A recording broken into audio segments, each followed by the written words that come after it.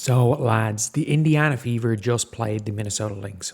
I'm sorry again, I can't be much louder than this, but I do have the gain all the way up my microphone, so it's not going to be hopefully too low on your end, and hopefully you guys are able to hear it. Why I haven't been live? Pretty much the reason why I'm whispering now, because there are people above me and people that side.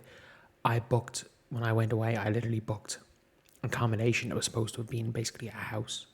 It was a one-bedroom apartment, but it was supposed to have been a house. No, it turned out that the house was like, it's attached above a thing. It's like 6 apartments in one house. Unfortunately, I'm leaving tomorrow. I'm going to a different country. Hopefully our accommodation is a little bit more, less, this. So anyway, yeah, this game was an interesting one, to say the least. The Fever won by 11. And if you guys agree that it's a good win, way to end the season, subscribe. We are trying to hit 57.05k at some stage. We're just trying to stay above 57k, and it's the highest we've been over it. It's the most we've been over. 21 subscribers gained in a day. It's the most subscribers we've gained in over a week. Thank you guys.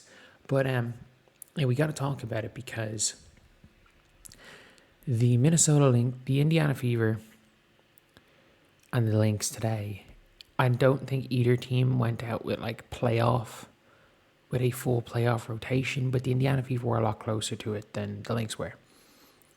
Bree Hall didn't play. KK Timpson played 2 minutes. Dantas, thank God, Dantas has figured out how to shoot the ball. When the games don't matter, or it's a blowout, Dantas is going to figure out how to shoot the ball. But on the Lynx side, other than, as expected, Jess Shepard killing us, Jess Shepard had a first half triple-double pretty much against us the last game. Heidemann struggled. Courtney Williams struggled. Bridget Carlton did nothing. K-Mac did nothing. Klindakova has, in fairness, Klindakova always does a bit of damage. But they played Anastasia Kosu double-digit minutes. This was one of those games where it's I know we won, and I know it's a win against the Lynx, but I don't take anything from this game. This was our game at the end of last season against the Mystics. The Lynx are the top seed. They don't care about their record.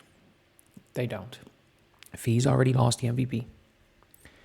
She's already lost the MVP. And look, the Indiana Fever won this game because in the first half, they left the Lynx open and the Lynx missed.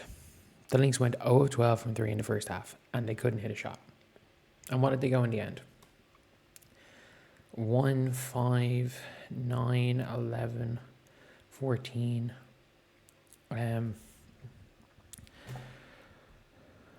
What's it? 14, 17, 20, 22. What's it, 3 of 22? That's not going to happen again. And the Fever let the Lynx open a lot and they just missed. They just missed today. And the funny thing is that you might have said, it was the bench. Kosu was plus 9. It really was the Indiana Fever built up a near 20-point lead in the first half. And then the Lynx started coming back a bit.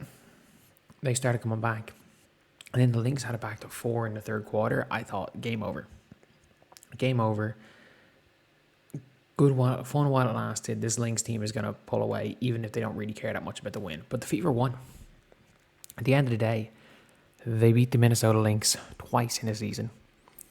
And I don't know. I think, are the Fever the only team to have beaten the Lynx twice? They lost to the Aces once. Maybe. I need to see this. Were the Fever the only team? And of course, the only team to have swept the Fever was the effing Valkyries. Of course, it was the Valkyries. Of course, it had to have been the Valkyries. But I just want to see. So the Lynx lost to on the season. They lost. Well, they win 12 games in a row. I think the first game they lost was the Storm. Did the Storm beat them twice? The Storm beat them twice. So us and the Storm are the only teams to have beaten the Lynx twice. Ironically, the probable 7th and 8th seed in the playoffs. The Lynx might get got by the Storm, by the way, in the playoffs, which would be hilarious. But if you're a Lynx fan, I'd be worried. I know this game didn't matter, but you guys are coming into bad run of form. Like, form matters. How you play coming into the playoffs matters. Is it the be-all and end-all? No, but it matters. It matters, to an extent. And the Lynx are just not. They're not coming into form at the right time. Like, not coming into form at the right time is normally a killer. Like, it's normally a killer. Like, it's rare that a team comes into the playoffs. And look, it's hard to predict because the informed teams are the Aces, who I still don't trust. I don't trust the Aces right now. And the Dream, who I don't trust either. But then the Liberty haven't been healthy all year. So it's a really tough one to look and like talk about which players you want to or which teams you think are going to win, because I think we're in a really tough situation right now. Like, the Valks are 5-5 in their last 10? It's been a tough 5-5. The Sky are going to lose to the Aces today. The Aces are going to win out the season, and the Fever are officially, or the Sparks could officially be out of the playoffs today. Are probably going to be officially out of the playoffs today. But the Indiana Fever now basically have to rely on the Lynx beating the Valks. And if you're the Lynx, you're like, do you want to go into the playoffs in a 2-game L streak? Do you want to go into the playoffs being potentially, I don't know if they're going to be 5-5 or 6-4 in their last 10? I don't know. I don't think anyone would have predicted the Lynx to have double-digit losses this year. I didn't. I don't think anyone predicted the Lynx to have double-digit L's this year. But they do, and they lost the Commissioner's Cup final. This is a team that is trending the wrong way, and a lot of teams seem to be trending the wrong way other than the Aces. Like, the Aces, the Mercury, and the Dream are the 3 teams that are trending in the right way.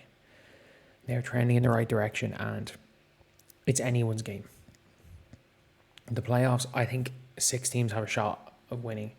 In my opinion, other than the Valks and the Fever, any of the other 6 teams could go about and win. There's no Liberty of last year. There's no Lynx of last year even. Like, the Lynx of last year hardly lost after the All-Star break. The Liberty last year hardly lost all year. So it's like, there's no absolute dominant team. And right now the Aces look like the dominant team, but the Aces lost by 53 points this season. With their full team, they lost the game by 53. The Aces lost to the Fever by 30. So, yeah, it's an interesting one. It is an interesting one. But anyway, a dub's a dub. And dubs against the Lynx don't come along that often. So yeah, that's the video. Thank you guys for watching. Please like, comment, and subscribe.